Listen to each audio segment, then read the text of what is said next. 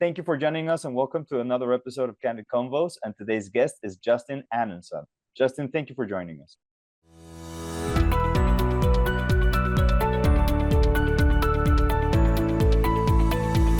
Justin, can you please introduce yourself to our audience? Let us know who you are and what you do. Yeah, my name is Justin Aanenson. I'm the founding attorney of Truce Law. We're a family law firm based in Seattle with satellite offices in Tacoma and Olympia. We've been in business since February 14th of 2018, and we focus on getting people through family law by de-escalating conflict and making things easier on people. It can be a really hard experience, and I think there's a better way than what you traditionally see and expect from media. You know, that is one of the first things that I noticed when I was looking at your profile and your law firm. You go for truce, you go for mediation, negotiation, reaching a settlement. And attorneys have a reputation of being, contentious. I'm wondering what made you choose that path? It makes a lot of sense to me. There are other attorneys that do it this way, but I think the issue is people don't even realize that it's an option. So, like most people, all you see on TV is the conflict because conflict's interesting. But conflict also leads to cost. And for the vast majority of people, finding a way to get through family law without, putting your public information out there, because everything you file is public record.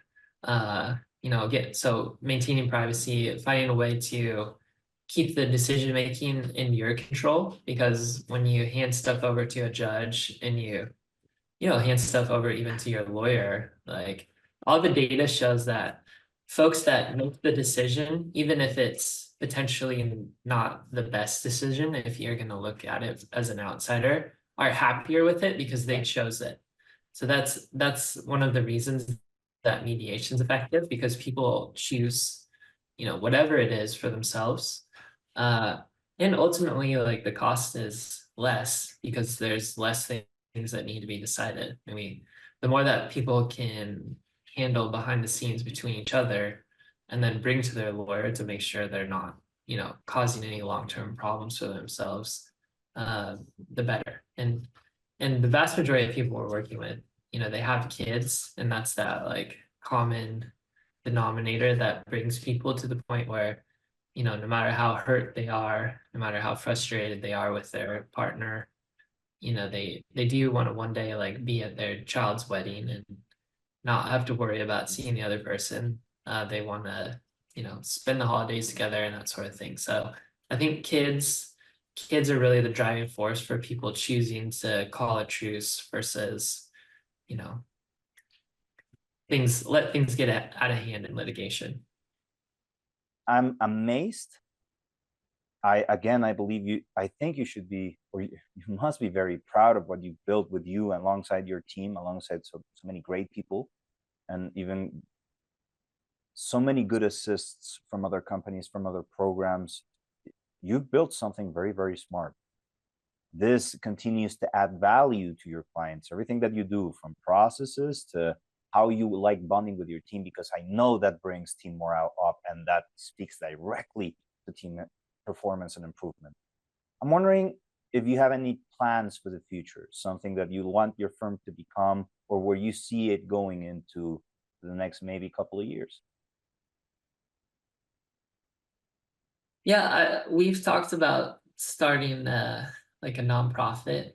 It's when I started the company, well, right as I joined that How to Manage, our run rate, I mean, this is me and like a contract paralegal, but our run rate for the year was like 400,000. I joined in July, so it would have been July 22. Yeah, and then implemented a few changes that they recommended, and I think we finished the year at like 600,000. And then the following year, with their a lot of their coaching, a lot of their changes, we went from 600,000 in revenue to like 1.35 million. And then this year, if we didn't change much, I think we would probably double again and be between 2.7 and 3 million. Um, this year, my goal is to like stabilize the company growth. Without like really good infrastructure, things will fall apart. So we've been like really like interviewing like a marketing manager, a couple office managers, because there's so much mail that goes in and out of a law firm. We hired a new paralegal today. But I want to make our team like really strong. And then next year we can kind of get back into a growth phase.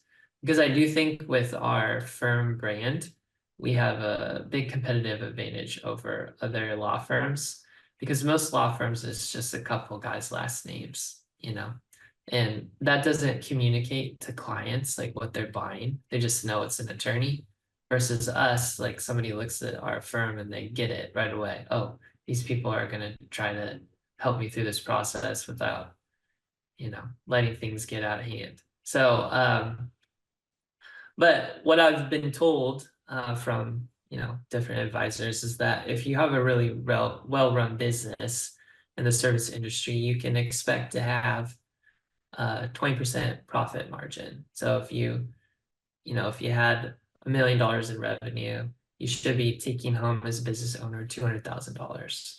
So if we could get to 10 million, and this is kind of a goal for the team, we should have $2 million in profit, and I think we could carve out 1 million of that to create a nonprofit from.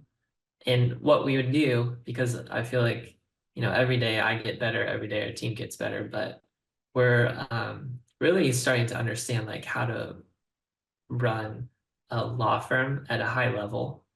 And I've volunteered at a lot of legal clinics. That's how I learned to do family law, is volunteering. And you have people there who are just, I mean, they work so hard, they care so much, but they have no support and they have no business support. So they're really hardworking. They're usually not paid well. They usually have no support staff. So like, if you have 3 attorneys and like one sport person, which is what the legal clinic I volunteered at was doing, like there's a limit to like how much good you can do, and you're just gonna burn your team out. I mean, that's hard. So, if we took our business model of, using Get Staffed Up for a lot of our legal assistants and having really strong training programs internally, and took $1 million and started a legal clinic, like the amount of good that we could do would be impressive. Selfishly, I think it would create a ton of goodwill.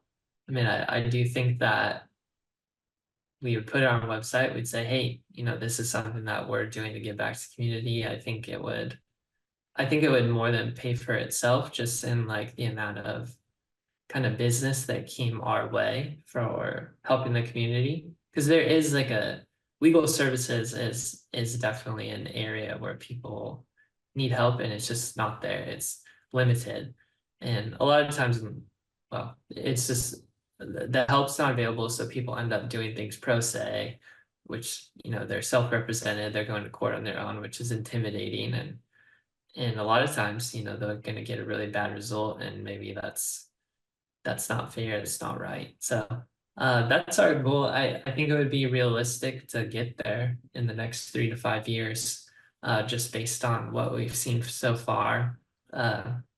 We need to get the right people in place from like a business development standpoint, to make sure that we have like the volume to support a team to bring in that kind of revenue so that we can start the legal clinic.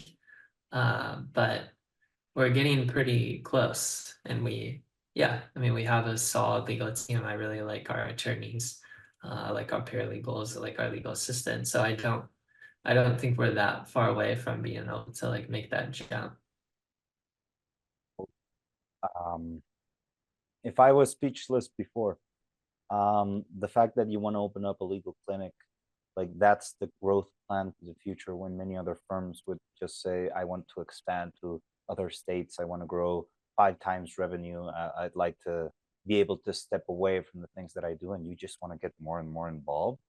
That speaks to me of the type of lawyer that you are and the type of message that you have out there. It's completely in line with the type of firm that you have, and how you handle casework and legal work as well. I have to say, I am incredibly proud to be working with someone like you, that this company is. Um, and I am really looking forward to seeing your dreams come true, because, as you said, imagine all the good that you could be doing. If you're already doing it and you're in it for profit, the nonprofit is just doing it because it's right.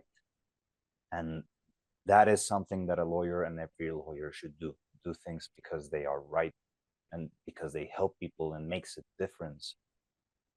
Turns out I'm not that speechless. There's a lot of things that I could say about this, but at the same time, I also want to be very mindful of your time. So Justin, we know the type of firm that you are. We know the type of people that you work with. We understand now your vision, and I have a sense of an underlying passion behind everything that you do. Otherwise, why would those be your goals, right? So my last question is going to be a simple one. Can you, but a very important one too. Can you please let people know where they can find you and what you can do for them? Yeah, they can find us online at trucelaw.com. If they need family law assistance in Washington, we're here to help. If we can't help them, we'll definitely, find someone in the area that can. And yeah, Well, thank you very much, Justin. And I hope to have you as a return guest, either just before or right after you have your nonprofit. let's do it in 3 years, see where we're at. So thanks, Joe. Appreciate it.